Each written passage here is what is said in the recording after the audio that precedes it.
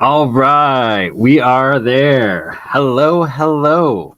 Happy Guy Fawkes Day, I believe, the 5th of November to all my American viewers and around the world. Today, a big election day in the US, but that's not why we are here today. The topic of the stream.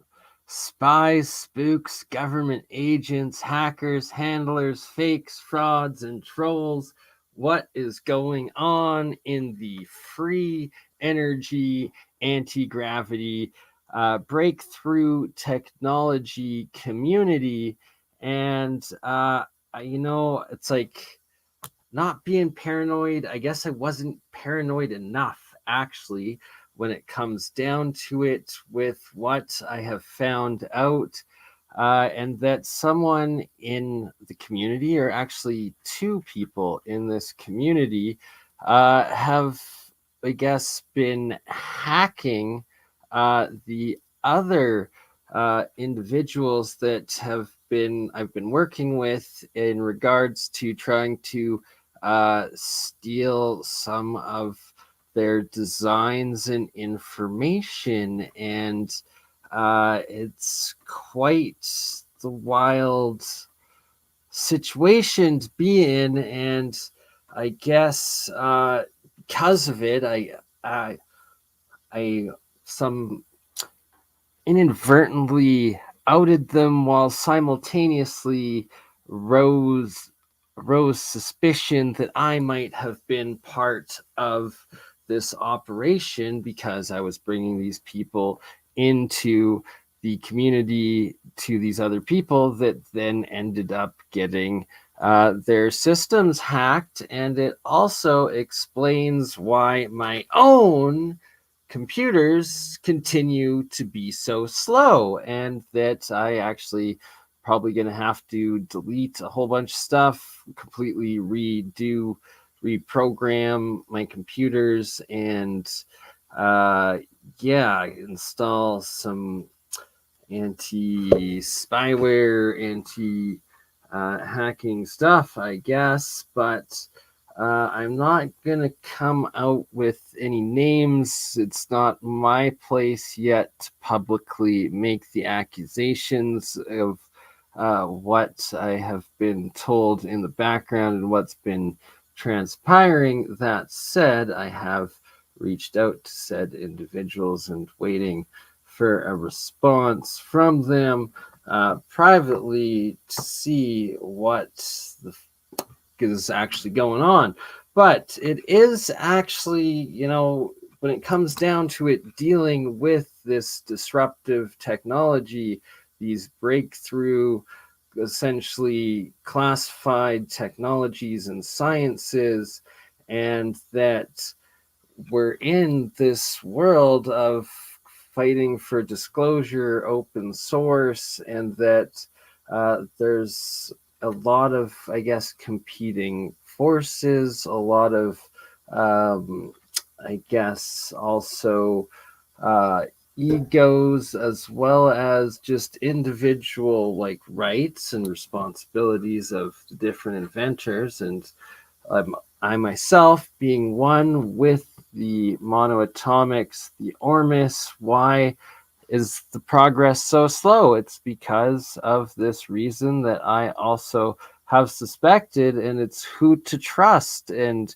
who can you trust, and what labs I send my stuff to without risking of it either being possibly uh, artificially debunked or not properly tested or given the right conclusions, or just processes and analysis of it, or if it does work out to be true, could it be right? And my apologies, Eric. I really have been meaning to do a full, like, it's going to be like a 5-hour episode of covering my own past, the interviews we've done with Eric, when we had him with Dutch Sense, when we had him with Jeremy Reese, and rest, as well as with Rex. But I got to do it properly, and I got to be in the right state. But Eric is a true whistleblower. For those that don't know, Eric Hecker, this man has been fighting for the truth for a very long time through his experiences in Antarctica, working a year at the South Pole, and that his experience with the earthquake generating machine from I believe it's the mass neutrino detector array down there, perfectly aligning with Dutch Sense's original discovery of satellite images showing, I believe it was showing some anomalies coming from Antarctica, but also just the energy patterns of how the tectonics move, how the energy shifts. Dutch Sense's whole earthquake forecasting science that he's come up with, that it didn't make sense that the Christchurch, New Zealand earthquake happened at that magnitude, and that he also found that the source was coming from the South Pole. And yeah, it's Eric is truly one that has been through it, has seen it, is telling the truth. And every clip that I have published covering of with Eric Hecker and Dutch Sense on my TikTok, just the little clips get deleted. It's crazy. They don't let it happen. So I've also kind of just been holding off because I'm going to have to do half of the episode on YouTube, but then the other half that is too controversial because they really are censoring the shit out of it, but I want to get that information out, will be on Rumble for the full 4 or 5 hour episode that will be. Yeah, I really need to update my WhatsApp and my Signal and transfer over my SIM card to my other phone. I've been procrastinating at it for over a year. It's ridiculous. I just got to do it. All right. So, what else? Well, we'll probably actually even play some Eric Hecker today in the second hour, as we've got several viewers here. And but first, we're going to go over what is real, what isn't real. From my experience, I got to give a shout out to Old Man Builds. Nathan's real. I got to give a shout out to WPG Enlightened for Truth too. Gerald, my man Gerald, is real. And they have both been hacked. And yeah, so it's like it caused a little bit of a rift, but. And shout out to Ben, my man Ben, another real one working, testing, proving over unity and free energy with the coils, with the PoE coil, the Rodin coils, and showing the real science. And I agree, his highness, 100%. Nathan, hey, what up? There he is. I had a feeling he'd be awake by this time. Good morning. Good day. Good to see you guys. So, yeah, I'm calling it out that there's been some snakes in the grass, that I don't want to believe it, but the evidence and the amount of people it has happened to, just there's no other way around it. So it's, well, just there'll be less. I don't know. Kind of speechless. Anyways, it is what it is, and it is not good, so it shall not continue. But what shall continue is us working together, the real ones that are out here for this breakthrough science and technology, getting the hydrogen energy out, getting the quantum matter material out, because that's what I believe this Ormus stuff is. Eh? Well, I can send the link to those. Like, can I say the names? Should I say the names? Uh, so, thank you. Yeah. So, should I? Yes, I do say, or no, I don't. So, yeah, just trying to be respectful because it's like I don't.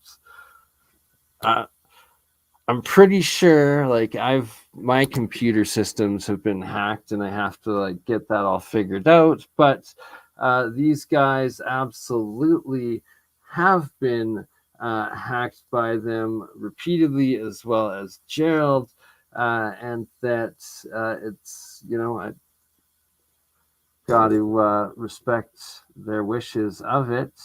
Um, Privately, 100% can tell you who, but waiting for the okay, right? Because it's like it's not. It's fucked. It's fucked up. It's just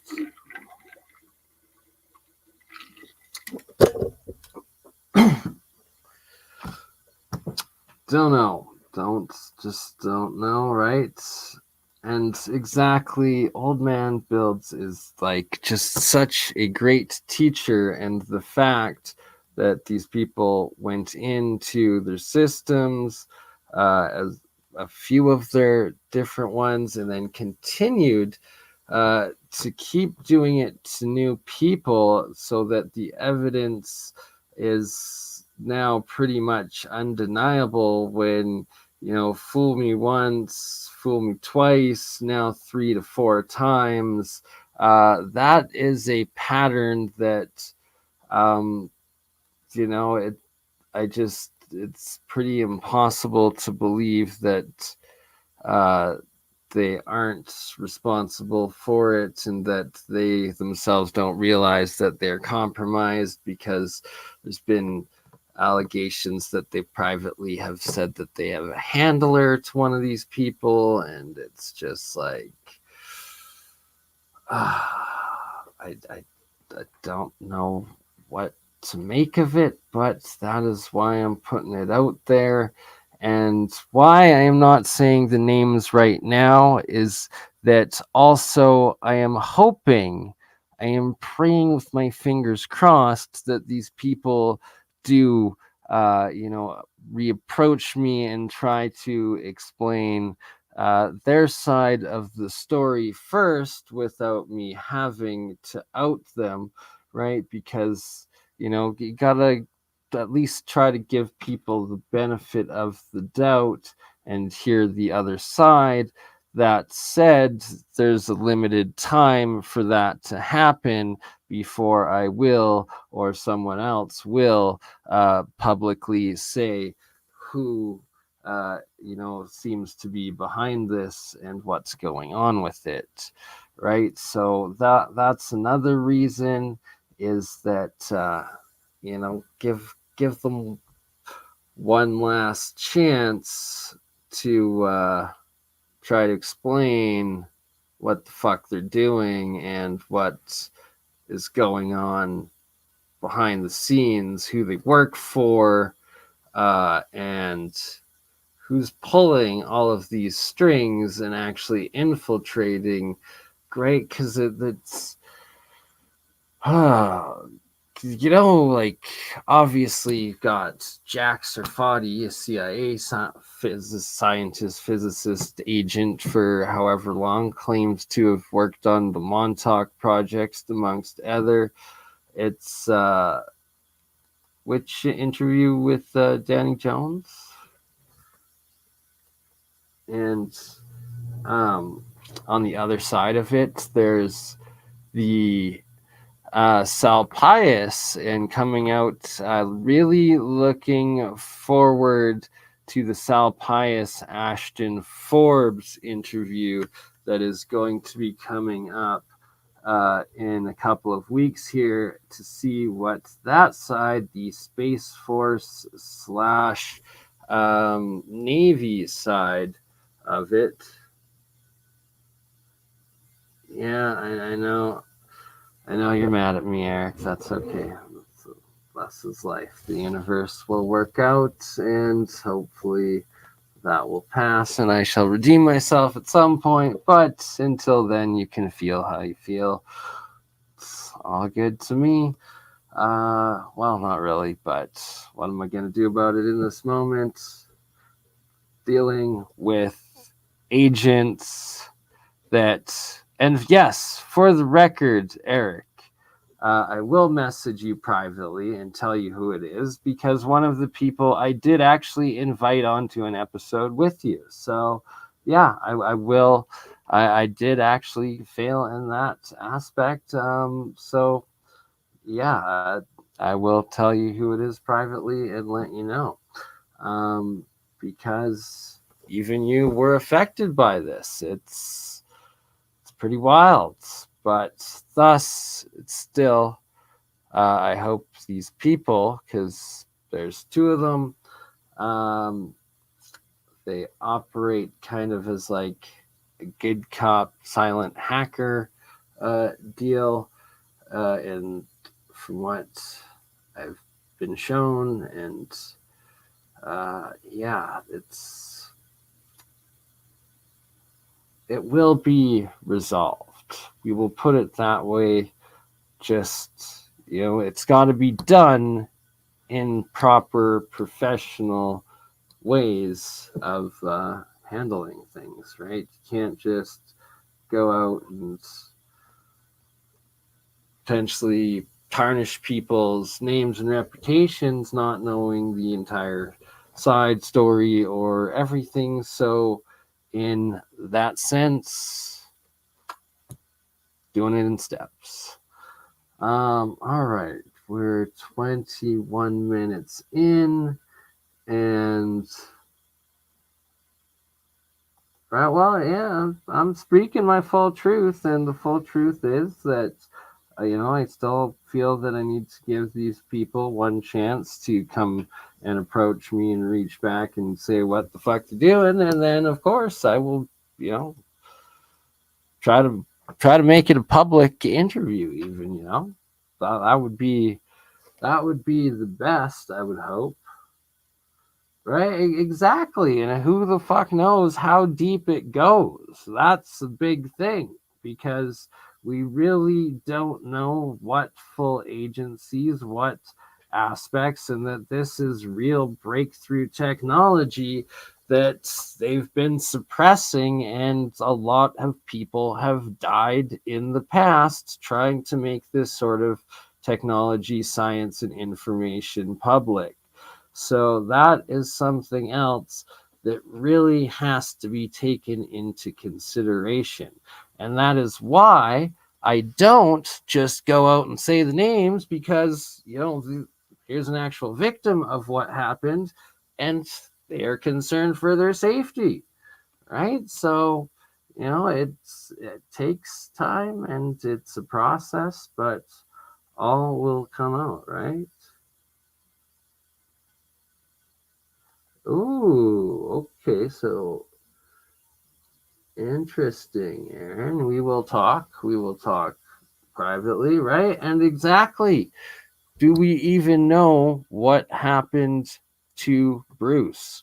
Bruce could have been taken out. Bruce was showing absolute, consistent, almost daily evidence of activity on the moon, right? Like it, and he should just suddenly died. Very, very suspect. Too young.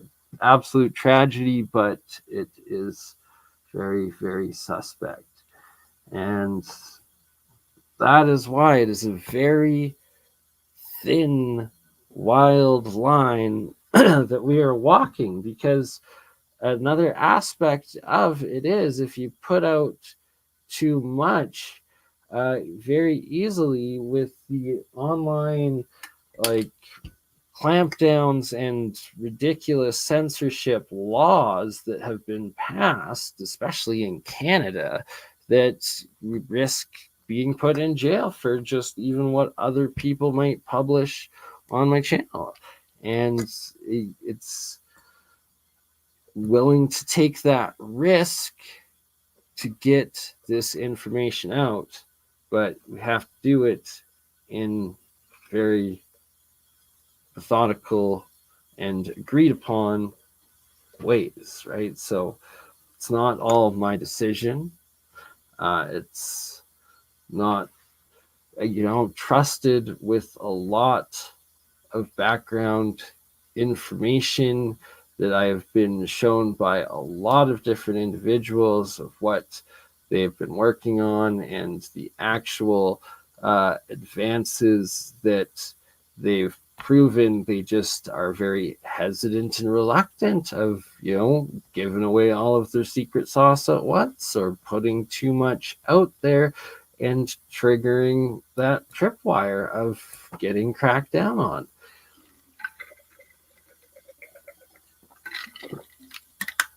Even last week, the last stream that I did covering the monoatomic gold, completely fine on my channel. Of course, never giving health advice. In fact, I always say that you do not consume this. This will kill you. Like, you will get heavy metal poisoning. Even touching it without without proper gloves, safety equipment, it's nanomaterial, it will absorb in and you will get heavy metal poisoning very quickly. Very dangerous stuff. You do not touch it. You definitely do not consume it.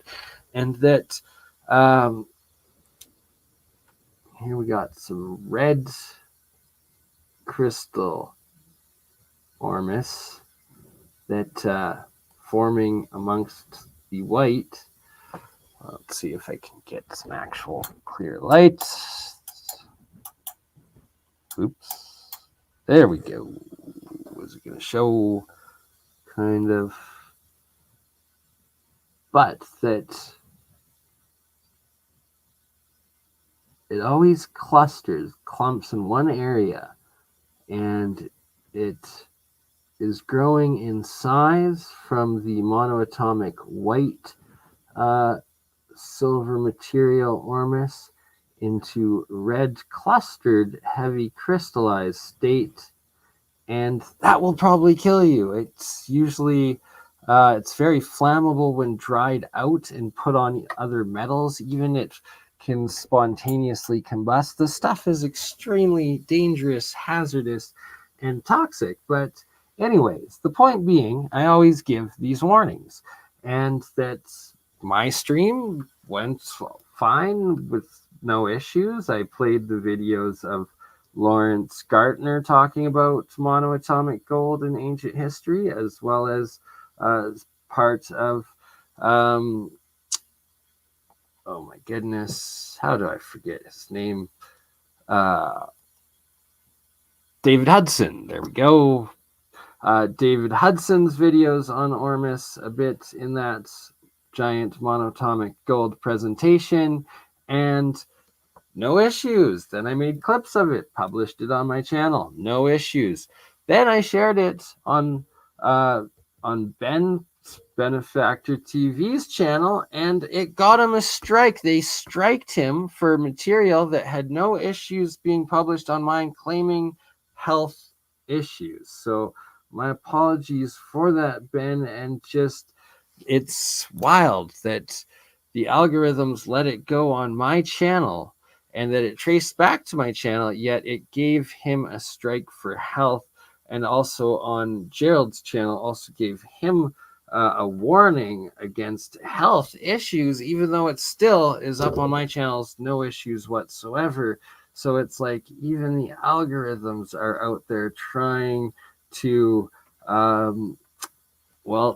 take them down. They do any dirty tricks they can play to get them canceled. It seems to be the way that the system is going against those trying to get the real information out there, trying to share the technology and the breakthroughs without giving too much away to the wrong people that have immersed themselves in this community to the point that they are socially manipulating, engineering, and hacking the systems of these inventors and free energy and anti-gravity revolutionaries amongst us, the genius engineers and backyard scientists that we have brought together in this community, and that they're trying to open source, share, and develop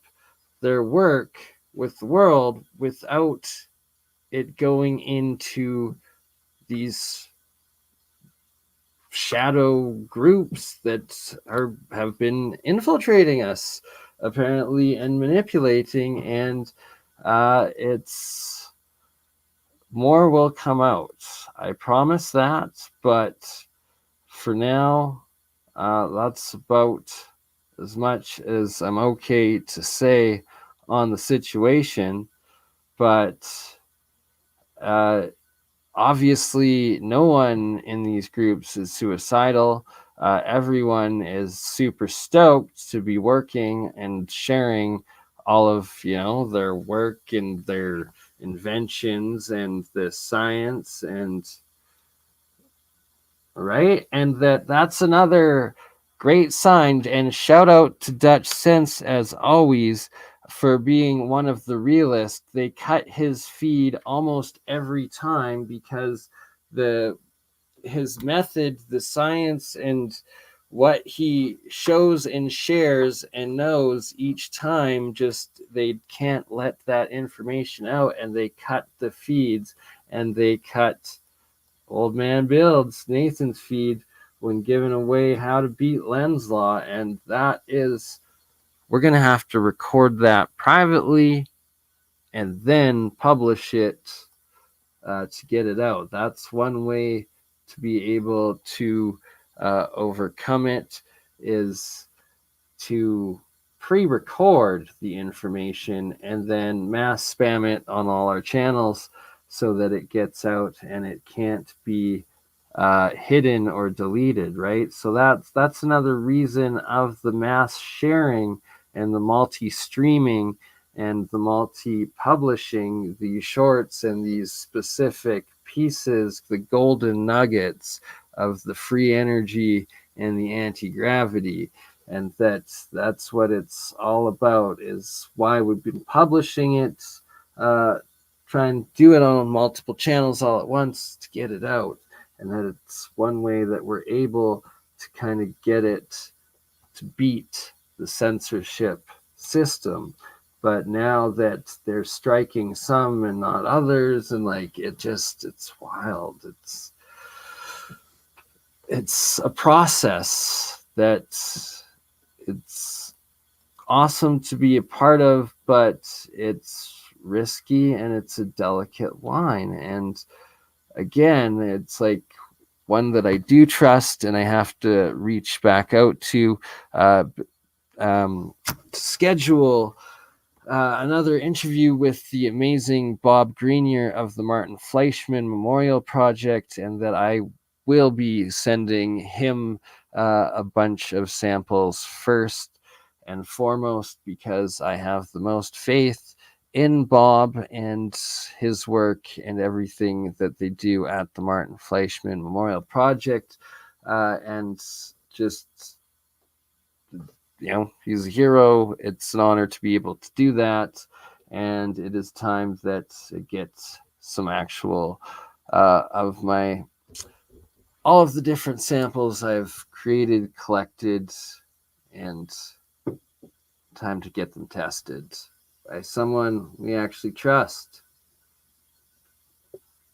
Some harvest ormus right there. Always looks like snow. This one is aluminum, iron, and copper and zinc are the four elements that make up this jar. And the aluminum always liking to float. Little plasmid clusters.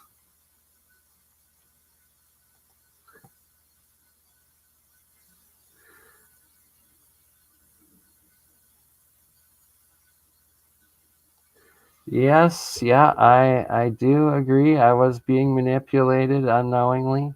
Um, and yeah, a duped idiot. That's why I've been working on cleaning up my life and getting off of the Suboxone that I've been on for 5 years. I've cut down about 90% in the last 3 months, and in the coming weeks, I will be doing a full detox, which will make me extremely sick. And I'll be taking about a month off. Thus, why another reason I have not been doing so many shows lately is because I have been dealing with the withdrawal of tapering off of the bloody prescription drugs that they ruined my life with, and why I am part of class action lawsuit. Regardless, time for me to finally get right. It's literally worse than heroin. 100%. It is the worst. And just been preparing myself for it and dealing with it, and getting clarity back in my mind and not being taken by some pharmaceutical drug that has doped me up, right? No longer need to be a dope. Don't want to be that useful idiot dope no more. Fair enough. But yeah, now we know. And it would have come out a lot sooner, but at the same time, most of the shows I do are multi-streams with others, and I've offered for you to come on a bunch. I will be doing one covering your work, but if you're gonna be a dick, the longer it will be, like, I want to do it, but anyways, it's there's a lot going on, and I want to do it right, so I've held off. And the universe works how the universe does, and when it's time, it'll happen. And I really do hope to be able to get Dutch back with you, Eric. But ever since the first time that I had you and him on together, his life has been absolute shit, because they have literally been cutting every single one of his live streams since then and attacking him, threatening him. And it's another horrible situation of repression and suppression, and why I also have been a little bit hesitant to cover it, because it's like I got to do it right, but at the same time I don't want to lose my channels, get strikes, get taken down, because all of that happens. Like, even just posting shorts on it on my TikTok, it gets fucking striked. It's wild. But truth needs to come out, and it shall, and I will cover it. But it takes time. It's a process. And yeah, if you see on my channel over the last week, the last thing that was done was an APEC conference, what I wasn't even a part of, that was streamed on my channel. And before that, the last one I did was my monatomic gold. It's, but anyways, why I have not been doing so many is because I'm dealing with this, working on getting my life together, while also figuring out what's been going on behind the scenes. And that's taken time. That's been something that's been developing for a few weeks now, that's had to work itself out, and takes an emotional toll, takes an energetic toll. It's that's just the way life is. And for everything I am talking about, there's 10 other things that I'm not talking about yet, that will further come out later. All right, but enough of that. What was I going to share and present today? Maybe a little bit of some of this. What is this? All that is a triple copper solenoid coil that is on the anode side, and it has grown these crazy, weird black and green and yellow and brown nanotubes of copper, copper oxide, copper hydroxide, hydrides, and then down to this layer of copper oxide and copper trihydride, I believe. CH3, I think, is the red or the orange color. But anyways, this self-organized layer of nanomaterials, and then an exclusion zone that is about an inch and a half in height here between the bottom layer of this covering nanomaterial and the actual bottom layer of oxidized monoatomic and red hydride copper nanomaterials. On the outside, this is just dried salt from the salt water, but on the inside, these are actual physical tubes of self-organized copper oxide, copper hydroxide, and so forth. Possible tritium, deuterium forming, possible carbon, and then these oxygen bubbles being sucked and magnetically stuck, magnetically placed. That's how they're held.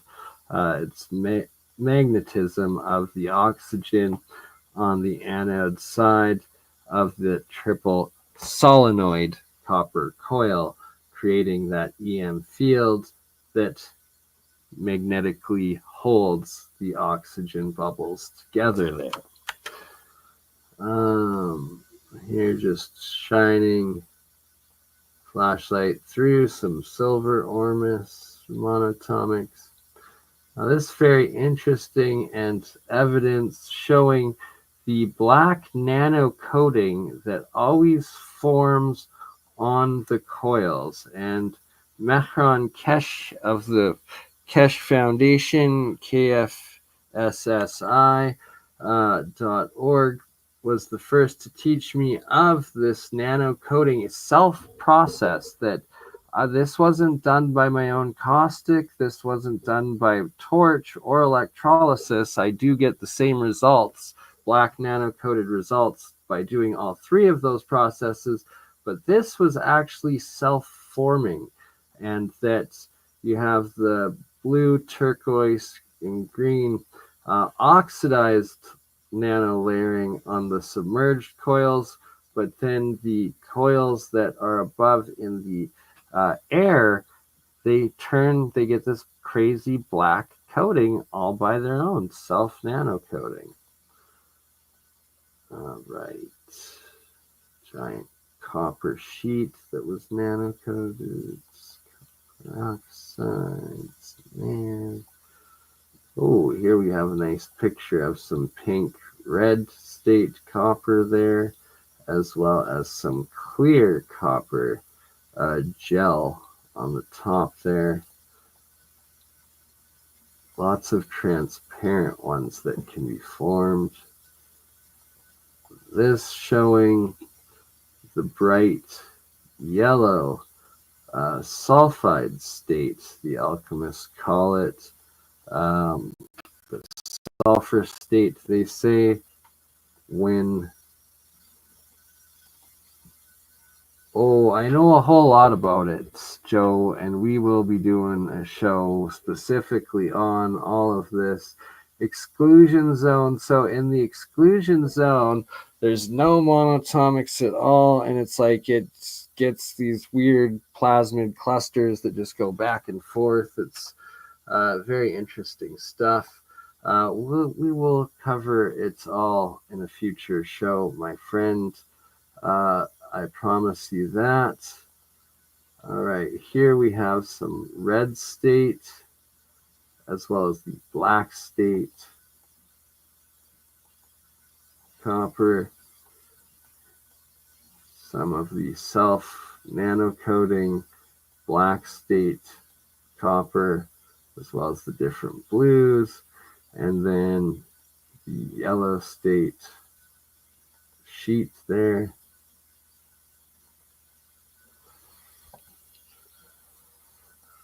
This one that's a piece of gold, or the gold right here, sorry, the anode, and silver cathode.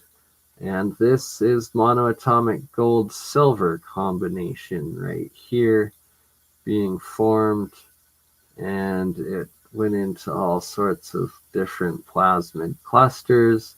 And the gold bar here, chunk 24 karat gold, that is giving off that orange color onto a lot of that enormous monoatomic material there.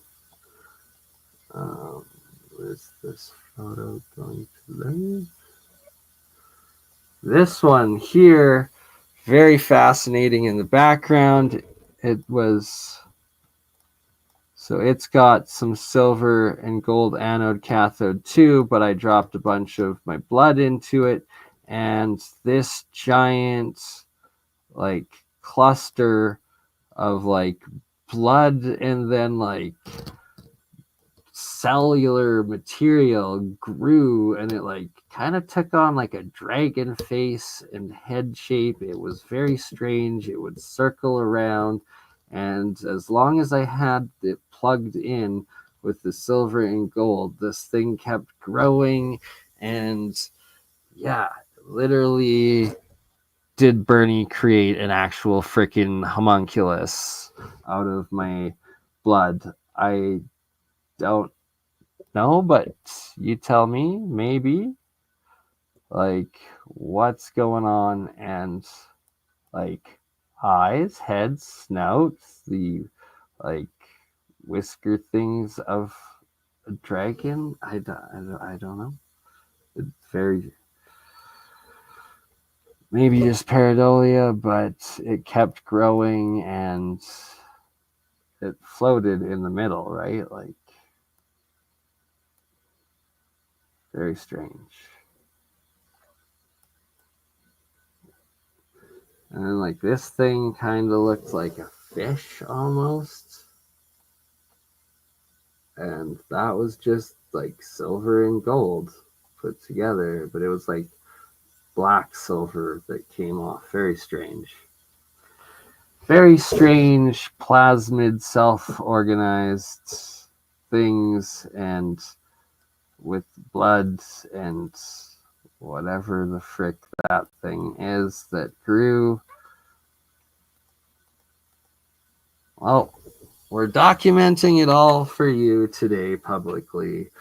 And it's like, I hesitate sharing some stuff and explaining exactly what things are sometimes, because there's a lot to it. And, well, I gotta publish it first in an article, a scientific paper, and get patents before giving away too much of gold. But here you go again, that self-organized cell structure with the monatomic gold, silver, and some of the blood. Here making some nanotubes. Oh. It kept growing. Keeps growing. Oops. Good day, K-Bay. Good to see you. Welcome. Again, this thing just keeps growing. And like those nanotubes eventually like went down and like connected with it. So here you see gold bar again, the silver, and more of this cell structure growing.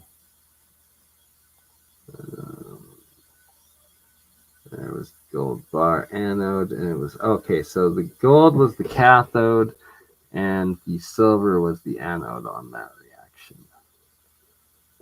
That was a few years ago, a couple years ago, 3 years ago now that these photos are from. yeah.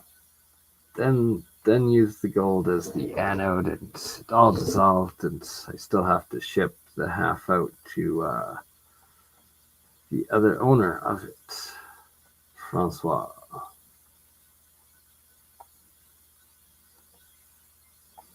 Now, this one is straight monoatomic gold on gold that I harvested, and it's in a sealed jar now in this one, and you can see this exclusion zone forming around the top, the clear area, and then the monoatomic white gold ormus plasmid clusters forming, condensing, and settling. And that right there is pure monoatomic gold. White powdered gold. And then this is the jar of the original reaction after I took the gold and silver anodes out. And now you can see that the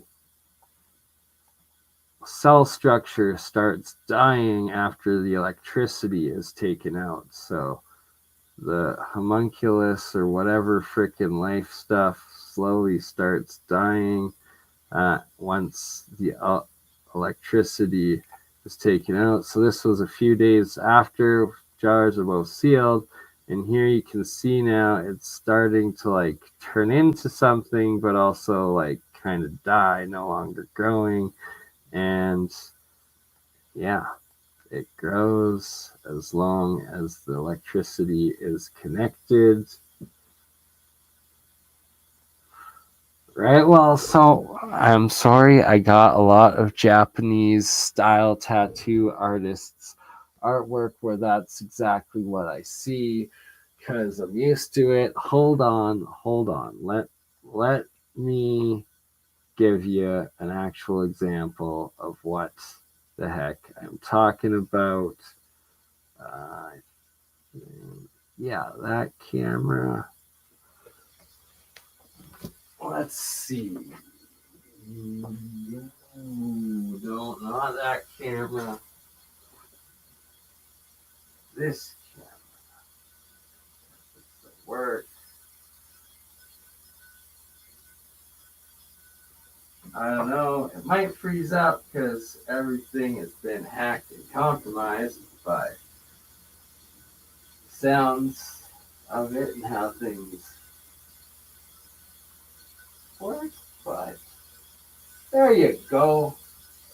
There's the whiskers of the dragon. You know, that's what I saw. Huh? I don't know. Alright. Enough of that. We will get back to the Alchemy show. Yes, while I'm holding this. I don't know if you can hear me or not. Probably a bit weaker, but here we're showing some of the plasmids floating, and that jar is just still connected to itself. I've done several shorts on it, published over the last couple weeks, and since creating it, still charged, still having different layers of self-arranged plasmid ormus stuff in it, the different clusters. And we got the oxidized coils. And I don't know if that's going to work. So we'll leave it at there.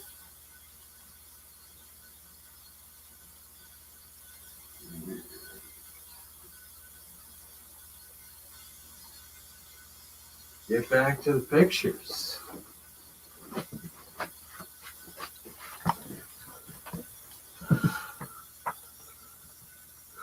I thank you. Okay, back to seeing if the photos work. If the photo wants to load. Well, there we go. Yeah. Guess it's still alive there. A different way, like, and then it starts to condense, snow down.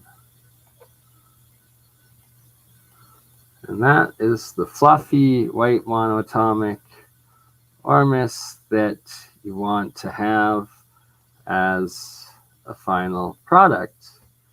And when in that white state, it will usually stay in that white state and not oxidize and degrade and become diatomic and poisonous.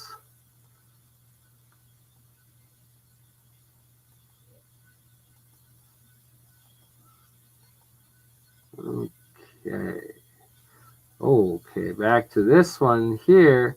You can see the yellow sulfur state coming off of this piece of zinc, as well as this piece of copper.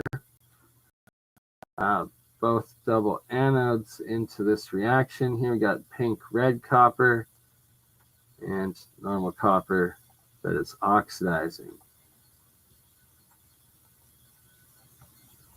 And here we just got zinc and zinc forming normal monoatomic white material.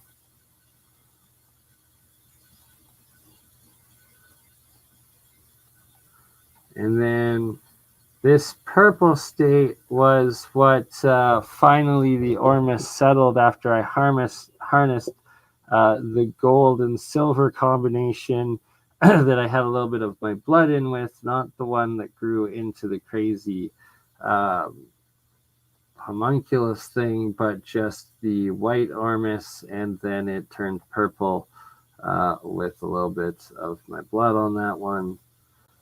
But what was strange is that, like, it took the blood, it turned it yellow and into like a small little layer, and then the actual ormus material was white, and then that yellow stuff turned white, and then I put it in the sun, and then it turned purple. It was very, very strange process. It could sound like I'm making that up, but I've repeated the process a few times, and even without any blood or matter, just in the sun, and the white gold seems to be activated by the sun and turn purple, and the white silver seems to be activated by the moon and turn purple. And that I've managed to get a lot of different purple material over the years.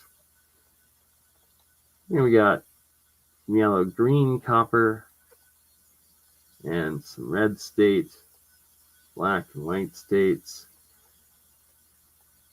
red pink state, very hot. It will burn literally, but like it's cold to the touch, but it's has a burning chemical reaction.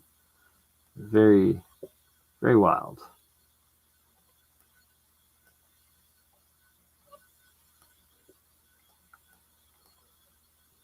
It's just copper and aluminum, and it's in the different transmutational states.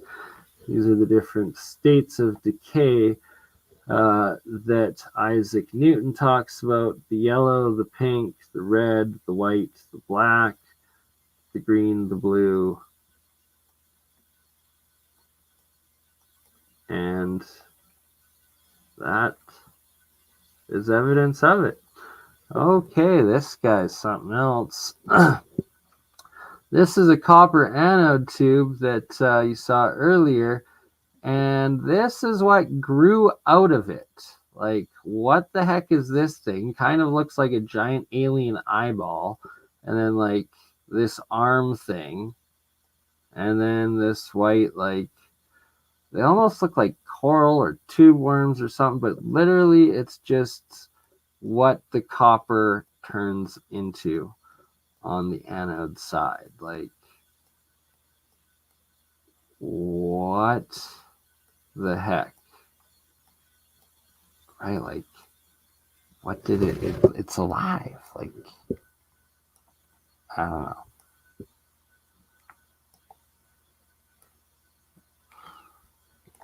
Don't know, but there it is.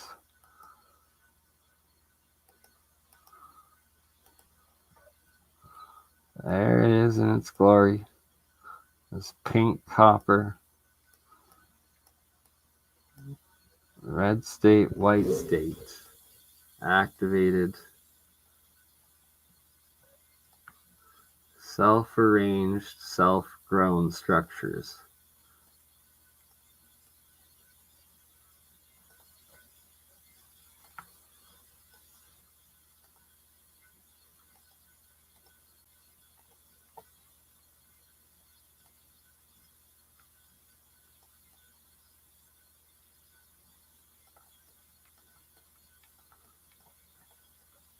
Very weird stuff. Is it a metamaterial? I suspect so. Is it in a state of transmutation? I also suspect so. The question is this yellow stuff sulfur? Is the red mercury? I suspect more it's probably hydrides, but if the yellow is sulfur, as the alchemists call it, then we got evidence of actual transmutation of elements. And this red state stuff, when dried out, extremely flammable reactive stuff. Here we got some frozen blue oxidized. I believe this was a combination of copper and bismuth monatomics, and then frozen water on top.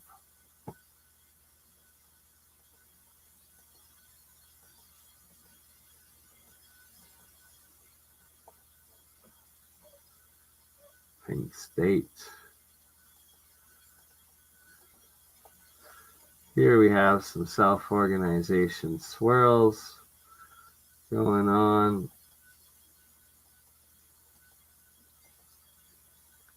Oh, more monoatomic gold and silver. Gold anode breaking down into the white monoatomic gold there. Here's a layer of still solid nano gold, and it turns into crystal like sheet layers of nano gold as it dissolves.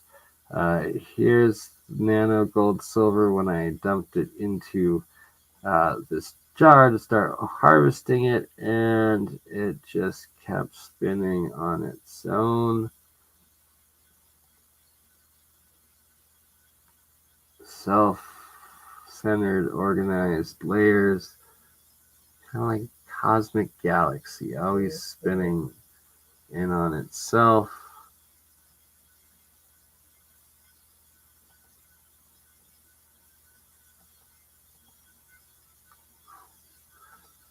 So self-organizing, self-rotating. Neg entropy, is it?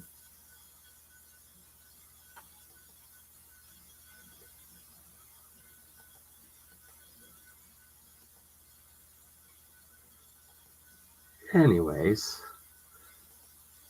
I just always get lost in the spiraling galaxies of this material every time.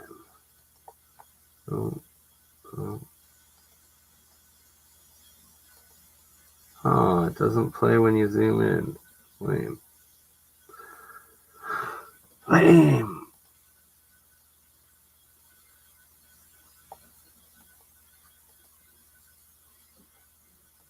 All right. Oh, here we go. A little bigger. Yes, I stare at this stuff for days. It's just so neat. Okay, what else do we got?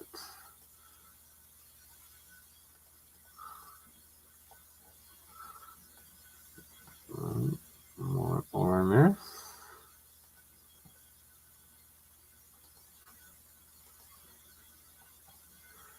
Ah, here we have gold Ormus. So this was when nano gold mixed with the white monoatomic gold, and Then you can see that there's a layer of the white gold and then the gold going on in there.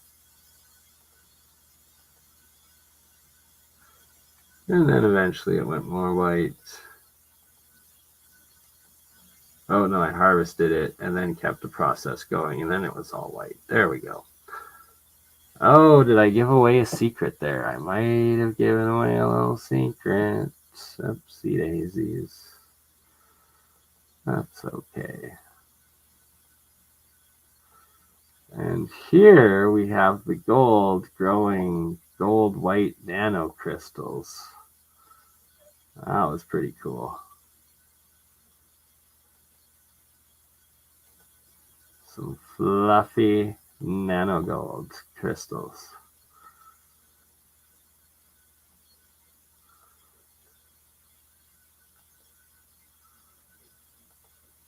So, it's gonna work. So that is nano gold crystal off of 24 karat gold cathode.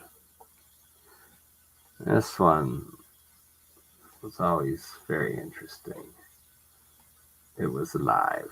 First coil I put live in electrolysis. Oh, the nano gold even more, and like the black silver here, the black gold. I think it was both gold. I think that was black nano gold and white nano gold layering.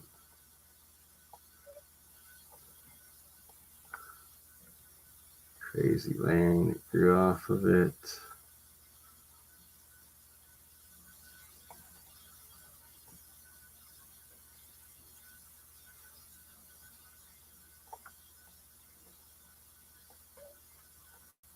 Nice cloud of warmth right there forming. A whole bunch of hydrogen there. All right. Well, I seem to have lost 2/3 of the viewers. Shout out Tartarian Truth. Good day, Shem, and I will be doing an episode with the good Shem Jacobs, Tartarian Truth, very soon. Hopefully later this week. We'll see if it can be arranged. And yeah, all right. What else? What are we gonna do? Right? Like, could be stem cells. Could be. You never know. You never know.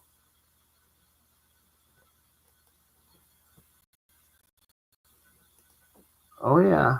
Like, lots of those, some reactions don't have any electricity going in at all, and they're just different, like, self-connected systems I've made, and all sorts of stuff that I have yet to fully publish or explain, because, well, again, you don't know who to trust, how much to put out, and I gotta just get it all worked out with the good Bob Greenier and publish some scientific stuff.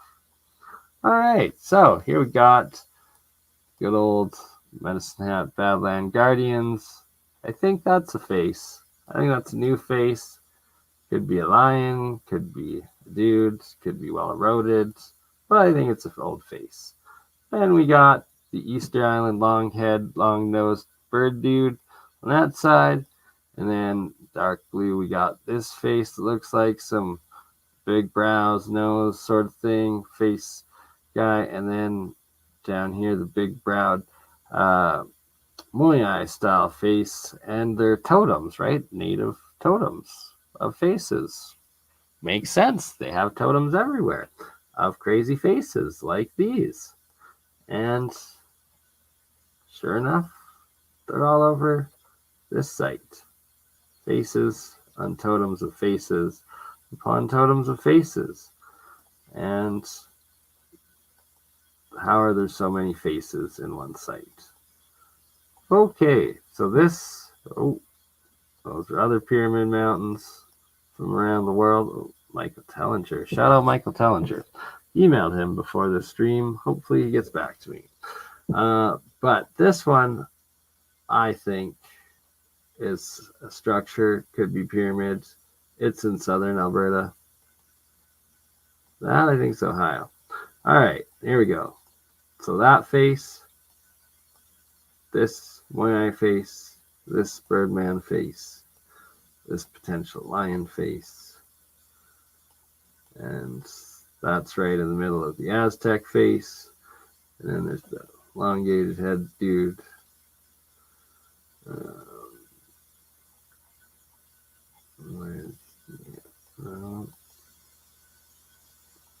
Right, that face, that one. These guys supposedly. Right, so more and more potential faces in these hills. Very suspect. And how many years of actual erosion has happened on them?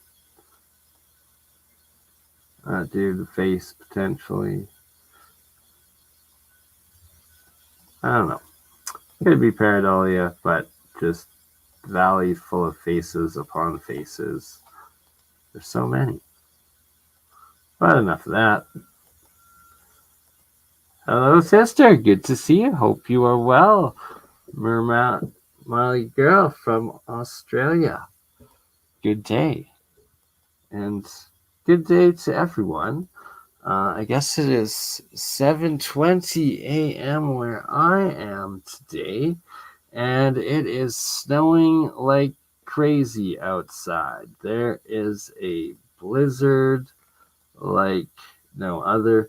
So Mud Fossil talking about that, but I don't think it's that, because when I went down there, I documented parallel uniform terraces from top to bottom of all of them. I think they are structure built. I believe these are built, constructed, and this is the whole valley of them, and that I've shown the pictures covering this guy here completely in terraces, and that they're all just covered in massive terraces from top to bottom. But I guess maybe that could be petrified skin melting off or petrifying. I don't know, right? But with the geoglyphs there was definitely terraforming, so I suspect they were built, but maybe they were built off the remnants of petrified titans. Could be. Not gonna hate on that, but I do believe there was lots of construction and massive terraforming involved with it. What else? A couple beautiful pictures took from my backyard. The Aurora Borealis.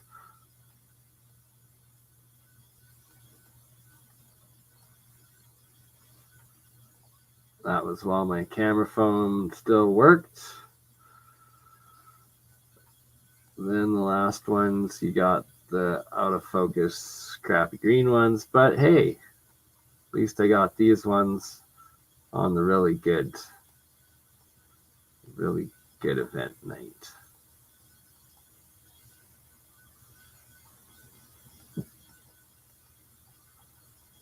Lots of color.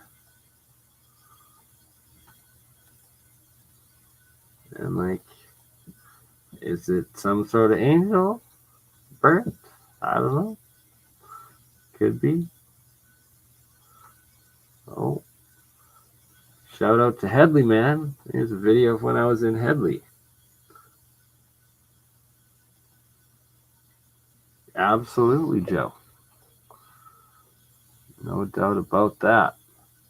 So this is one of the water chute, I believe, or the caves for the mine, or for the, could be the trolley track 2, one or the other, I forget. But just how were they made so freaking straight? Supposedly dynamite blasts it, like, maybe, I don't know. I guess I have to talk to modern day miners to see. I'm not an explosive expert, but just how they got such a straight, parallel, uniform cave back in the day. Could it be older?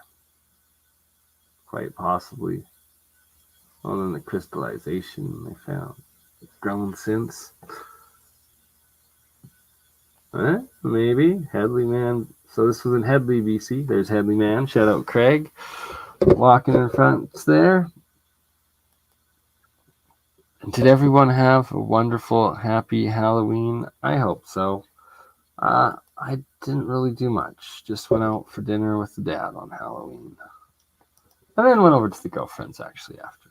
Shout out Amber. Love my girlfriend. Got a new job. Just started. Happy for her. Things are finally looking a little bit more up in life.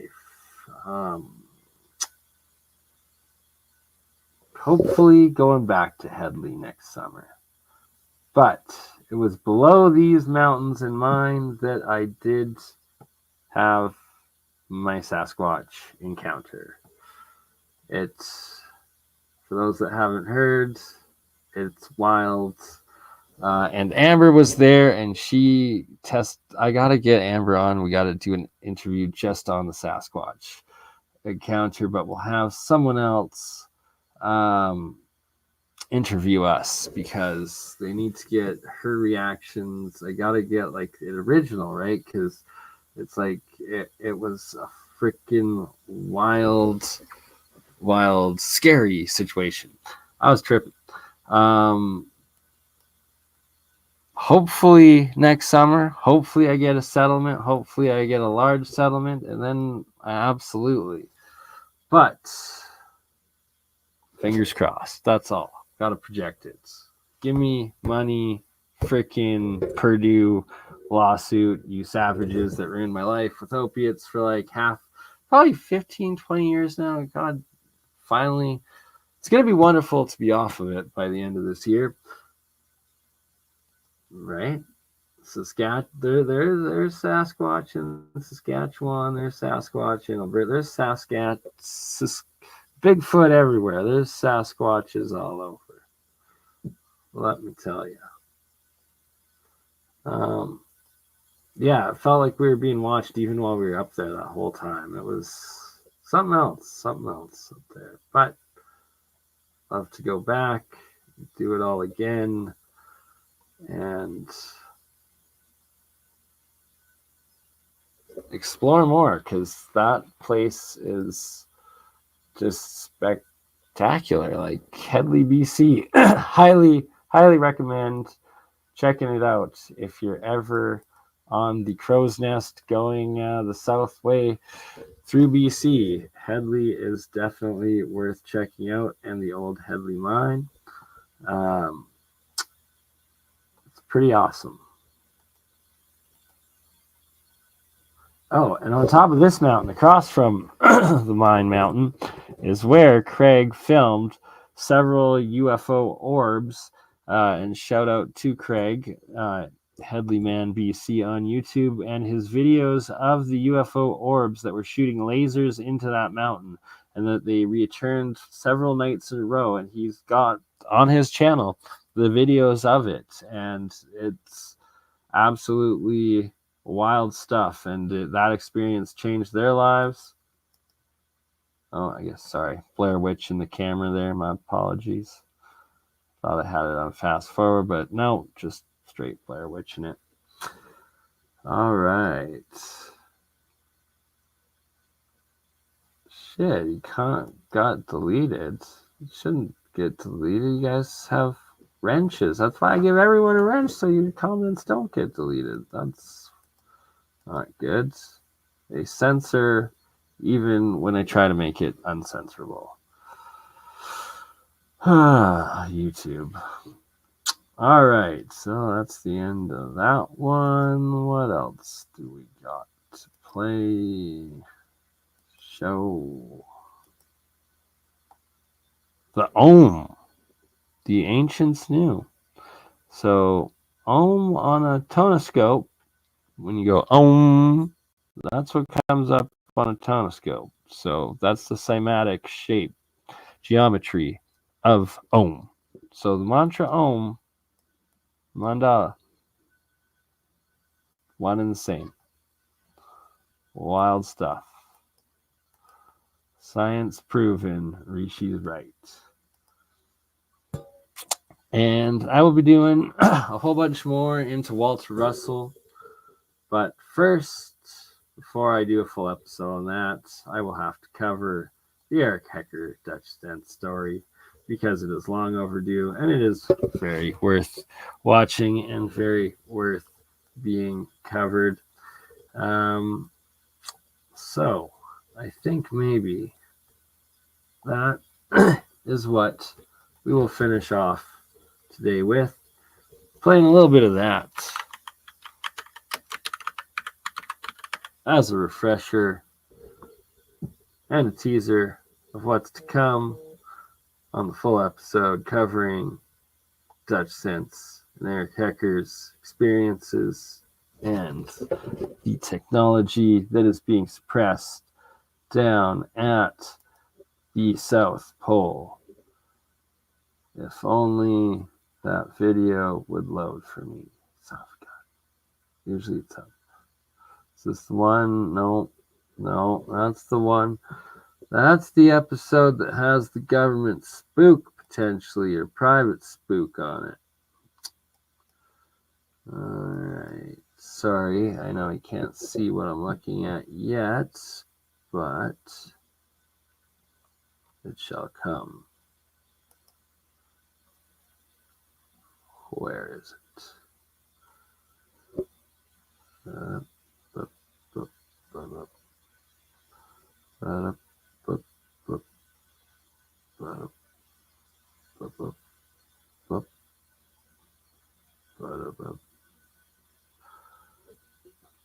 Oh my.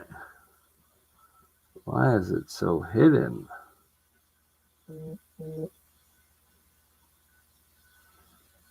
Oh, still, that's the wrong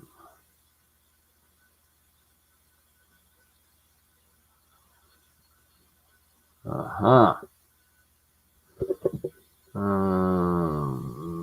Is that the right one? No. Maybe. Yeah, you're not a child, you're a man. So, stupid YouTube commercials. My apologies. Okay. Fast forward.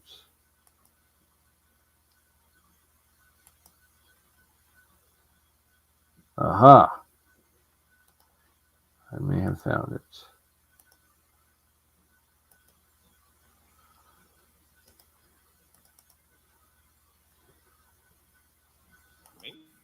Let me know. True. Yeah, it is the last giant ice wall, and that it holds the second one that might. All of this earth and structure. This is absurd. Right? Well, like the level of terraforming is insane because each one of these canals is literally a wall story down or up from each other, and that they've built these in perfect symmetry and level to be able to flow like that, keep the waters like that, and these massive, massive walls up and up and up like that. It's insane to have to level it all, and that each one of these angles are at least 1, 2, maybe even up to like 3 or 4 of earthquakes, guys. I would agree with that. I mean, that if they're going that far, it would cover a lot of lack of reporting for a lot of stuff. By changing the numbers and saying that's due to climate change, whatever you want to call that, and that the warmer latitudes are shifting northwards the same year. Actually, this was 2012. So it wasn't 2017. It was 2012. And the way I know it was 2012, they same year, a bunch of airports across the country shifted their there's like a magnetic declination for pilots that's set into a magnet at the airport, basically along the runway, so you can find your way in the darkness or anything else. Anyway, they had to shift the magnet slightly because north had shifted slightly, which we all know is shifting slightly and heading over towards Siberia and picking up pace heading over towards Siberia. And they keep track every year. You can see the progression of the pole, the magnetic pole going over towards Siberia. Now, this gets in with Edwin Halley. That last picture, does anybody know what that was? The sundog one? That one on the right there? Yeah, so this one right here, the drawing. Yes. It looks like a couple of comets and some sort of alchemical. Pause it right there, because this is a big part that Eric is about to share his own experience seeing exactly this in Antarctica, but with, well, I'll let it play, but just wild what he experienced and saw down there. I meant the source. Any idea where that came from? No, Okay. Sorry. I'm intrigued that it matches the sundog so well. Exactly, That's right? perfect match, Like, actually, yeah, it is. Truly. That was something that I did witness down in the summer season at the South Pole. I don't know to what iteration, but it was multiple iterations outward. When the sundogs grow into their different iterations and get more complex, they really start to look like a giant flower of life in the sky. And I saw one that was very complex one time, and it had a lot of the circles and the nodes, and I couldn't begin to tell you what level it was, but it was nuts to see happening. Really? Yeah, they get that one's just starting. The one on the left, they're starting to get bigger, and the top ring will grow, and then more rings will grow around the sides, and it actually starts to wrap around your entire like horizon line. They get more. You can look up pictures on. You can look up pictures. They grow in a very determined fashion, like in the different stages and such. Can you actually watch them grow line by line, or is it sort of like a field growth? It was. I think it was just the latter. It was more like a field growth. It was more like it was more like in a way it seemed like it was like something that you felt like it was there all the time. You couldn't see it. It was like it was materializing in front of you.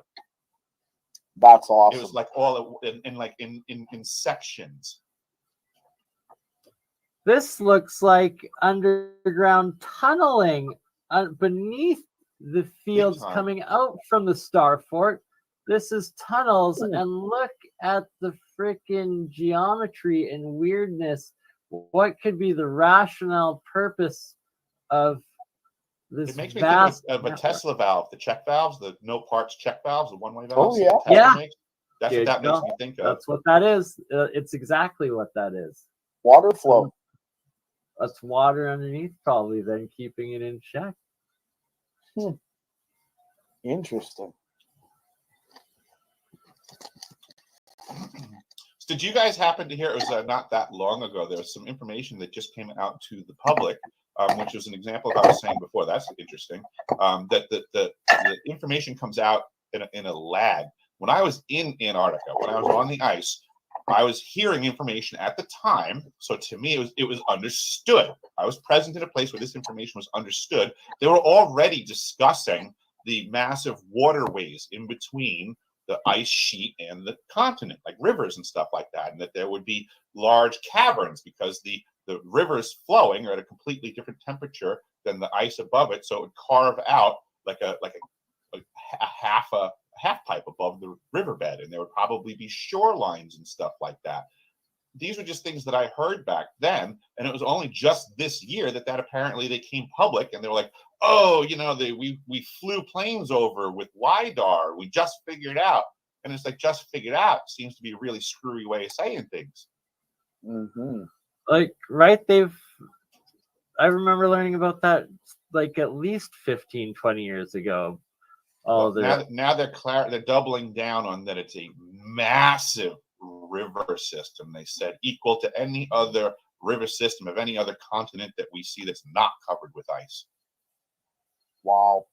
Really? And then isn't this the actual two chunks of Antarctica? It's supposedly this is actually what it looks like. That's an interesting way of putting it. The water, and that. Yes. So this right here is one of, I believe, is an ancient map. I'm pretty sure that's showing, and that it's actually the two showing the two different continents that make up, or subcontinents that make up Antarctica, and that there is apparently this underground or under ice, under continent water, I guess inland sea, connecting the two that they've discovered from LIDAR and through the ground radar in the last couple decades, or few decades. Maybe it came out in the 80s or 90s by the USGS or something like that. And There's like sure this enough, the old maps show it. between the two. Well, that totally makes sense, right? Because the vast majority of the land mass of the continent of Antarctica is below sea level. So you go slapping ice on top of it, right? And then you have mountains that cut through that and peak all the way up. Well, down at sea level and or below sea level, it affords a lot of opportunity for there to be waterways in between the ice and the land. Very Which good is pretty point. much what Hitler's guys were saying back in the day. Right. It's the same thing. It's the same thing that John Warner III, the former Secretary of the Navy that passed away recently, disclosed that we had submarines throughout Antarctica utilizing these waterways. Really? When he was asked about why, his response was space operations. That explains the lack of reporting of earthquakes, guys. I would agree Right. with that. I mean, that if they're going that far, it would cover a lot of lack of. So Dutch synths chiming in with the facts, and like, oh man, Eric Hecker and Dutch synths together exposing Antarctica. We need to make part 2 happen, but Dutch has been under attack ever since this day when they came together the first time. But let's recap and listen some more. We all love Dutch, and we all love Eric, and I love all of you. Love you all. Thank you all for being here today. And yeah, we got like another 20-30 minutes that we will play of this video right here with a little bit of commentary. Love y'all. Reporting for a lot of stuff. Totally. That would explain everything. Mm-hmm. My Yeah, mind once you is add just submarines to the mix, everything's quiet. It's the silent service. Literally, that gets into the submarine base out in the middle of the Mojave and the supposed connection from the West Coast to the Mississippi River. There's this video on YouTube from several years ago of two ex-U.S. Navy SEALs or whatever, and they're on camera, going on record, you can believe it or not, that they say that starting at Monterey Bay off the west coast of California, that there's a undersea connection of tunnels, and that the United States is more like a plate going over the top of an ocean, and that they take submarines all the way into Nevada and then all the way through underneath the plate and come out in the Mississippi River in a freshwater pocket that comes up through the center of the plate, and that they're able to take saltwater subs out in the ocean, bring them into freshwater, and come up and go down the lock and dam canal system of the Mississippi River. This is all a video I watched. I'm like, what the heck? Now you got... Yeah, this is years ago. I saw that video. So I remember if they could do that that maneuver, they should be able to pull off the Antarctic maneuver. Makes sense. I mean, it's if there's underground caverns, you can certainly bet that the submarines would use them if they could. They do biannual exercises up here in the north under the ice with the submarines. Ice X happens every 2 years.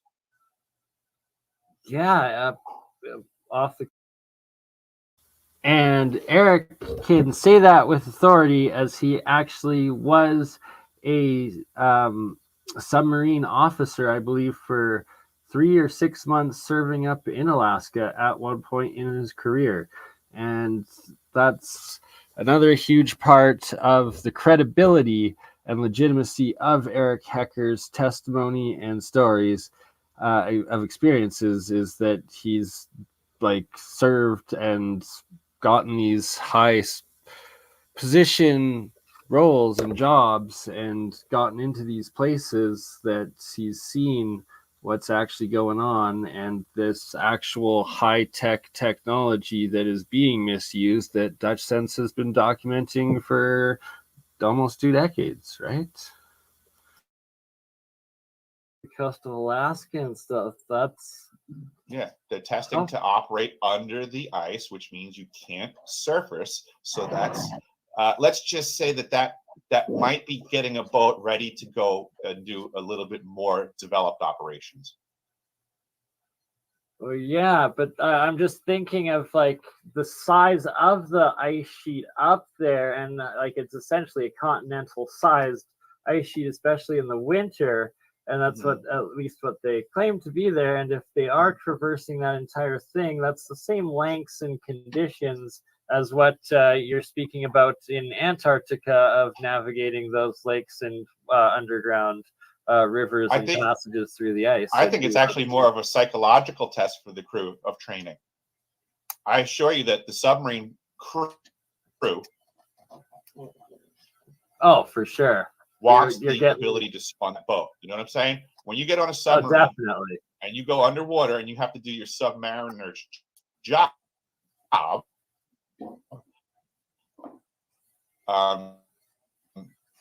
no rescue if everything's something great goes wrong. on surface, right? But you take that away, and that crew now has an issue. So I believe the ICE-X operations, I don't think it's so much about the maneuverability training of tight quarters. It's just simply you can't get up. You still have you have a ceiling now, but you still have your left and right movement. You still have depth that you can go to. You just can't surface willy-nilly anymore. There, you might be able to find a thin spot. Certainly, they do training to puncture through the ice. They do that every training with ICE-X.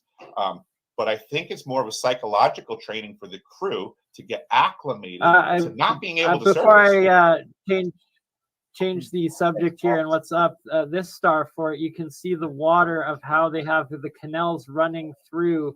It's like probably 15 different, 10 connections to the outer one going in, and then 3 inner circles. And that this is what, Milano, the city of Milano.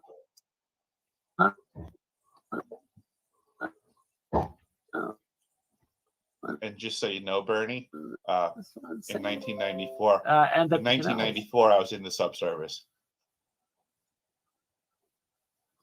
But then what the heck was what? Hey, thank you for your service, man. That's got to be a heck of a job to be down in the submarine, man. I mean, it wasn't Red October makes it look glorious. It wasn't much of a participation on my side, Dutch Sense, to be honest. It was a very peculiar enlistment, which is worthy of other conversations. I learned a lot of weird stuff about what's going on in the world from my short time in the submarine service. But I wound up getting myself out technically. So I don't need any. You fake claustrophobia or something, right? That's funny. Okay, I remember what I wanted to ask. There's a lot going on under the water that they're not telling us about. You're 1,000% correct.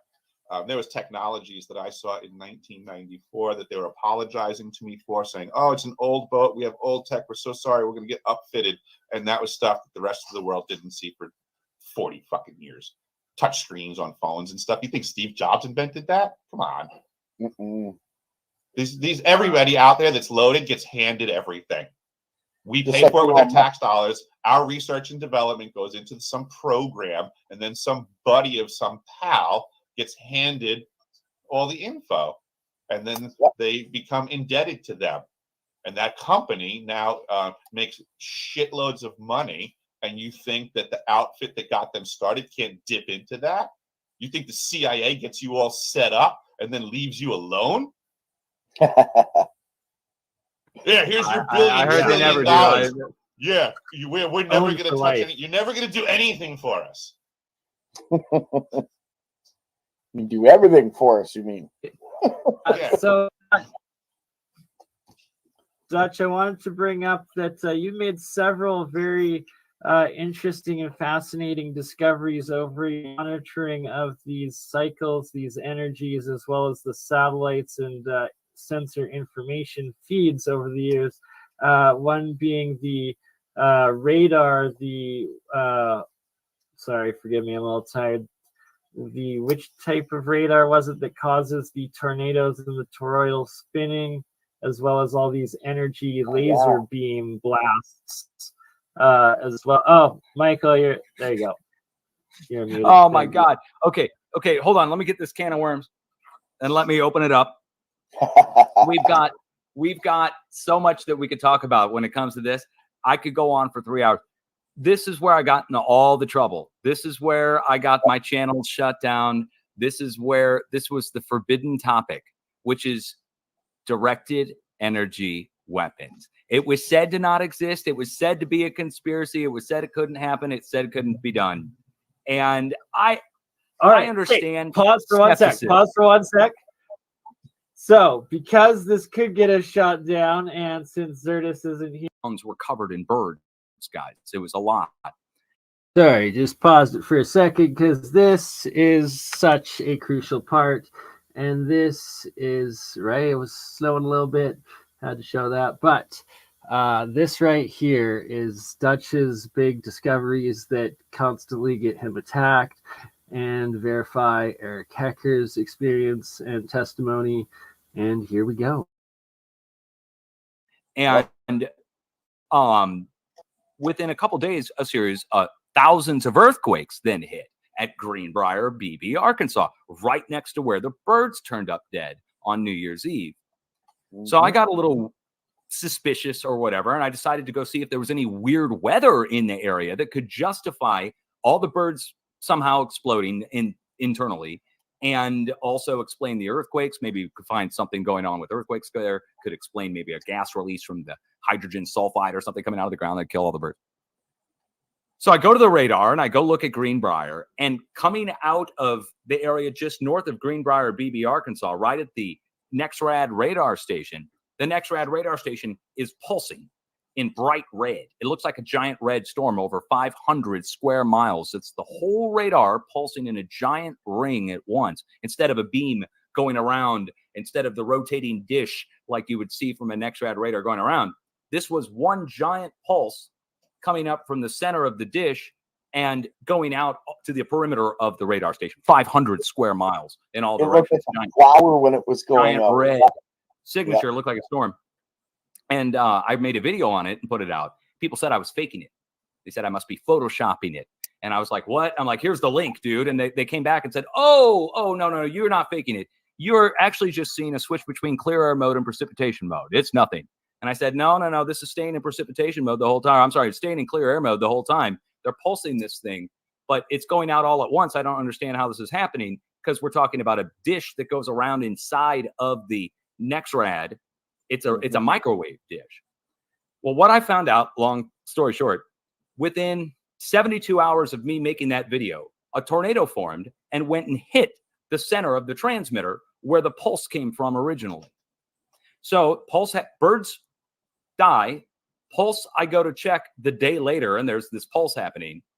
There's earthquakes happening there, and then the tornado forms and hits the center of the transmitter. Now, that happened about 1,500 more times at every radar station across the entire country, including Hawaii and Puerto Rico. Boom, right there. So what did Dutch say? 1,500 more times at every next radar, it formed a tornado and struck the NEXRAD radars. So undeniable repeating process of weather manipulation, even though it's not intentional. In those circumstances, they then developed this and weaponized it, and this is one of Dutch's big discoveries with the NEXRAD radar. The earthquakes, the animal deaths, the pulses, and the storm hitting the center of the pulse within 72 hours. Now, what's going on there with the pulse, I found out this has to do with tuning of the klystron, which is a very complex term. The klystron is a tube that's in there that's powering the radar. It's amping up the power basically from a little bit of power. When you read the NEXRAD description for the weather radar, it tells you they're using 7 clothing irons worth of power. What a description, right? For the housewives who are reading, I guess that's going to make sense. 7 clothing irons worth of power going in. And then they, quote unquote, well, they don't say zap it up, but the klystron zaps it up in a chamber of its own, a separate resonance chamber that increases the power up to 750,000 watts of peak transmission power from the klystron tube. And I found a training video from the National Weather Service last month about how to tune the klystron tube and what frequencies are producing this giant pulse that I'm seeing, that I was seeing and we still see. And it turns out that the NEXRAD pulses when they're tuning the klystron in megahertz, not gigahertz. Now, this matters. This ties in with HAARP.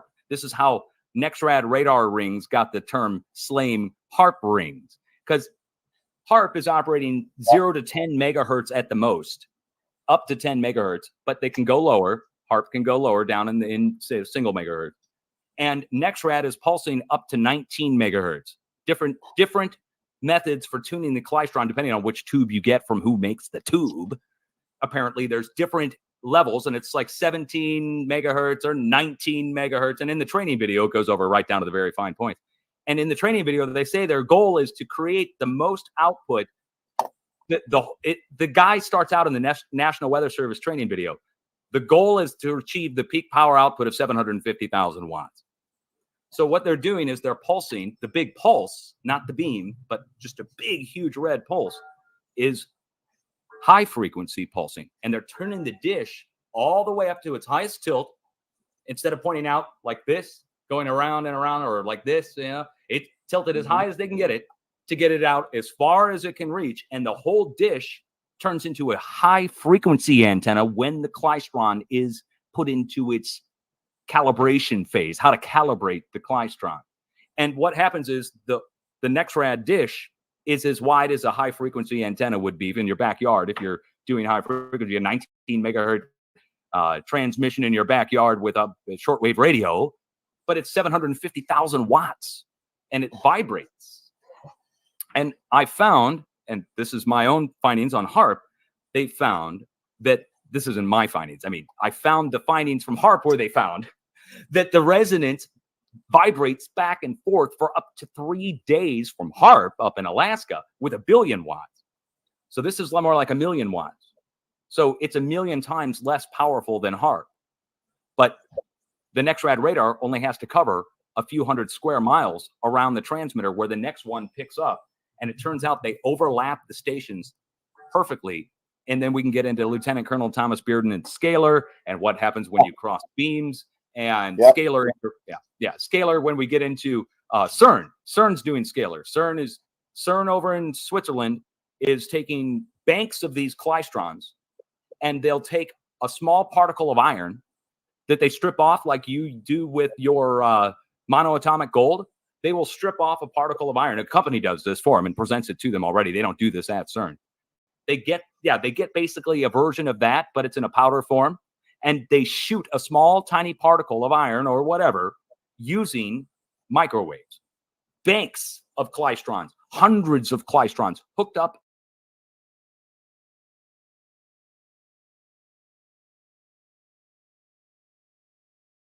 Oh, did it freeze? No, it's not an ad? Oh, okay. We shall continue. In daisy chain to one another, where they put in a little power and out the other end comes picowatts, which is insane amount of energy. And then they have 2 banks of these. One beam goes one way around klystron, or the klystron beam goes one way around CERN this way. The other beam is going this way, and they collide. And where they collide, that's the scalar. And they call it the scalar Higgs boson that they're studying, where they collide the beams and shoot particles together. Same thing's done with the NEXRAD. But it's over a vast distance, and it's only 1 million watts, so it creates a tornado instead of ripping the Earth apart. Yeah, they use electromagnetic resonance when they're doing that. Those cross frequencies are like look for this, guys. Look for the radar stations to go into pulse mode. All you have to do is look at the non-quality control feed from the NEXRAD, and they censor these out, by the way. They take out the pulses, so you don't see them because they call them anomalies. Quality control, they call it. I'm sorry. Quality control. Got to take it out. But if you look for the pulse, watch for the storm to hit within 72 hours. Hail, severe wind, damaging. The Weldon Springs NEXRAD radar here in St. Louis. Oh, Dutch Sense documenting his discoveries with the NEXRAD radar, and that if it pulses, it will. There you are. Good day, Divine Hazel, and you are on the BurnEye channel. Finally, it showed. Okay, good to see you. But yes, that there will be hail and storm, and it makes so much sense for where I live in Calgary, where the airport is, where this radar is, and in the northeast and Airdrie, this area right around there always gets hammered with like exponentially more hail, and always with these twisters and tornadoes right next to it. And it was like, I heard Dutch first talk about this stuff like 12, 15 years ago, I think. And ever since, I just like, I would document it at my own, where I live here in Calgary, seeing it time and time again. And it's like, it's science fact. It's hidden suppressed technology. Listen, when hit one, they have weaponized. 100 times since I've been watching it. 105. And the tornado forms and hits the center of the transmitter in the National Weather Service office when they don't misdirect it. And they can totally control it now. So they can stop the tornado as much as they can start it. But do they? No, usually don't. I've seen that they let it hit the National Weather Service office because they don't want to admit that they're causing the rotation to begin with to come into the center of the rotating transmitter that's transmitting 750,000. Anyway, that's called heartstrings. Because I got in big trouble for talking wouldn't about be a conspiracy anymore. Guess who manages And the next red? it's why you will always The U.S. Army. U.S. Army replaces all the components in your NextRad and the U.S. Air Force. At the Air Force Base, it's the Air Force guys. But it's the military. They maintain all the NextRads across the country because it's part of the WSR-88, Ronald Reagan's missile defense system from 1988, when they rolled out the NextRad radar in 88. It wasn't just coincidence. It's freaking Ronald Reagan missile defense, baby. We're shooting down that stuff as fast as we can with the scalar. And so, have you considered you were observing directed energy weapons warfare? The DWO, the Directed Energy Weapons Warfare Office, right? Is that what you're talking about? Oh, I'm saying what you witnessed. Have you considered that you were simply observing directed energy weapons warfare? Oh yeah, definitely. It could even be that our radar stations. It's a battle. That's what's. They're fighting each other. People fighting each other with directed energy weapons. There could be a third party up above punking our radar. I've proposed this, that it might not be us causing the tornado to come to our transmitter at all. That it could be either from an outside source or even on the ground, somebody punking our radar, giving it too much energy in the electromagnetic field, doing the same thing, but from like hitting our radar with it. And then that causes a tornado to form and it comes in and hits us. It could be that too. Yeah, it definitely could be. It could also be in space. Right. So Eric Hecker and Dutch Sense both explaining and discussing the possibilities and what we now know, the actualities of the weather warfare going on, and that it could be the U.S., Russia, China all fighting back and forth, or rogue elements of our own governments or privateers in charge, who knows, but that there is massive weather warfare going on. And prayers to all out in North Carolina. Shayla Lewis in the chat got hit hard up in Asheville, North Carolina. Glad that you survived, but there's definitely a reality that is what they did. They directed that storm there, flooded it out. They're bulldozing cities, taking over the land, and it's all for a lithium mine. It's documented, and that's what's going on. Who's behind it? That's for speculation, but the fact is that's what they are doing, and that's what Dutch and Eric Hecker have both whistleblowed on, what they've discovered and shown and documented of this activity going on, where it's happening from and how it's happening, and the science behind it. Yeah. I'm obligated to inform you because of the dates that you threw out there and your question. You threw out that you said December to January 2010 to 2011, correct? I was at the South Pole Station and we were commissioning the Ice Cube neutrino detector from construction to operations and maintenance. We if you check the dates for Christchurch and the earthquakes that happened. I gotta pause it here again just because this is a huge part by Eric Hecker, realizing that Dutch just documented the exact experience that Eric has been whistleblowing about for the last decade now. It's wild and it's huge, and I need to bring these two amazing whistleblowers and geniuses together again to fully get this story out. Happened then, we did that. You're talking about these systems. This is what I'm disclosing. The ice cube neutrino detector also transmits. It is the world's largest phased array transmitter. It is a directed energy weapons system. My crew caused the earthquakes in Christchurch because it was the first time they were firing it and they were attempting to do something and they messed up. So they corrected fire.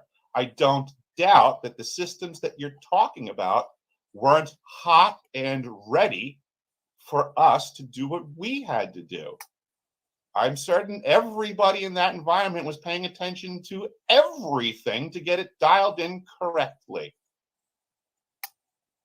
If BurnEye wants to go to my website in the archive section, he can pull up my DOM document, which is my evidence from the university. Basically, the manufacturer's specifications for the ice cube neutrino detector state that each of the 5,160 DOMs, each one of those DOMs can transmit at up to 2,047 volts AC. Right there, you can see right as we start talking about this stuff, my connection. So this is like 4 hours into the live stream, and now my connection just gets cut. So I can't load anything. My computer goes slow, and they interfere when we get to the good stuff, clearly.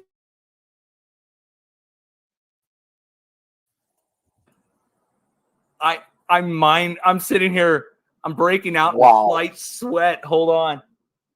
I'm trying to find people that understand what I'm saying, but most people I talk to about this, I know. This man right here fully understands what you're saying. Wow. So, Eric, you you want to get a private chat to your website? Oh, I'm full screen somehow. Did I click a button? I must have clicked a button. I think I'm full screen. No, I did. I highlighted you. Oh, okay. I'm like having a mind-blowing moment here. Like he's telling me, I'm like amazing. Wow. So what you're saying is that's mass scale interferometry directed.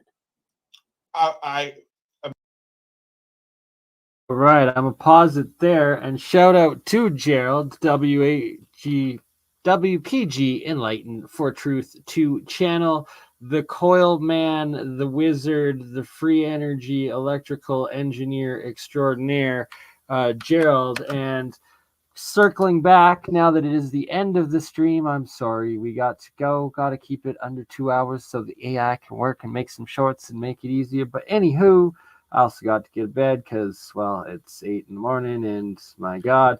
But if you want to watch the full Dutch Sense Eric Hecker interview, I've posted it in the live chat for all of you. And circling back to Gerald, one amazing individual, but one of the people that was hacked viciously multiple times by these supposed friends of mine that, I essentially introduced them, and that, this is some fucked up shit. And, I hope, shout out Redcap Goblin. Good day, my friend. I hope you are doing well. I hope you've recovered. Your health is going good, and good to see you, my friend. We're just doing a very quick recap as I have to cut it off in the next minute and end this. But we will be doing more. And shout out to Nathan, Old Man Builds, Ben, Benefish TV, WPG, Enlightened Gerald, as well as Mike Faraday Research and Mike Does, all of them legit over Unity, free energy, anti-gravity, electrical engineer, extraordinaire inventors that are freaking doing it, proving it, and getting hacked because, well, they're legit. And on that note, gotta go. Much love. You crazy mother. Yeah. It's just fun.